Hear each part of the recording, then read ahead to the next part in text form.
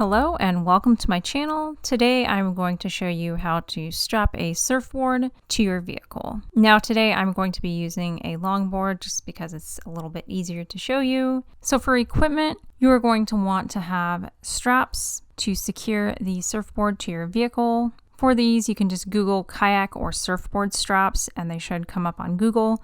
You can also find these at any sporting goods stores. Kayak and surfboard straps work the same. You can also use ratchet straps. The other piece of equipment you are going to want to have is a roof rack. Now you can technically do this with pool noodles instead of a roof rack if you don't have one. However, I would not recommend that for long-term use. If you have a sedan, you are going to want to use roof racks that look like these, but make sure they actually fit your car before you order them. And then if you have a Jeep or SUV, you're going to have a roof rack that looks like this. They can be found online at Quadratech. I would recommend not buying anything from Smittybilt, as it is crappily made and commonly referred to as rhymes with Smitty built.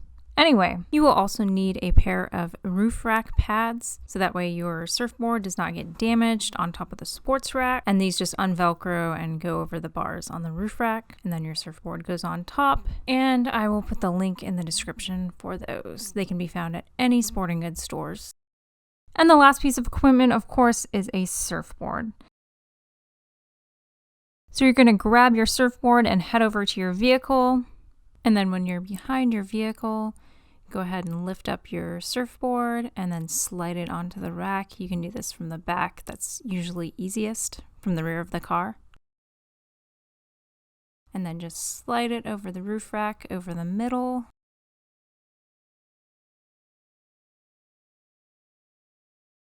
And then grab your straps. Go around to one side of the car, it doesn't matter which side, passenger or driver. And then grab the buckle of the strap, pull it underneath the bar, leave the buckle on one side, and then pull the strap as straight as possible and toss the excess part of the strap over to the other side of the vehicle.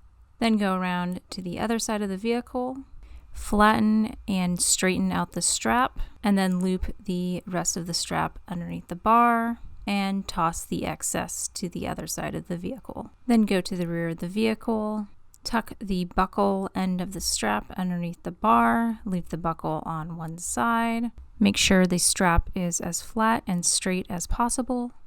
Go to the other side of the vehicle, grab the rest of the strap, the excess portion, pull underneath the bar, and throw the rest over to the other side of the vehicle. And as always, make sure the strap is flat and straight. Then go to the front of the vehicle and grab the remainder of the strap, flatten it out, make sure it is straight and flat, and then slide the waxed end or the end of the strap through the buckle and pull this as tight as possible. And you can pull up on the strap for this and get your hand close to the buckle. Make sure the strap's as tight as possible and then loop the strap underneath the bar one more time. Then go to the back, slip the excess remainder of the strap through the buckle and pull it as tightly as possible.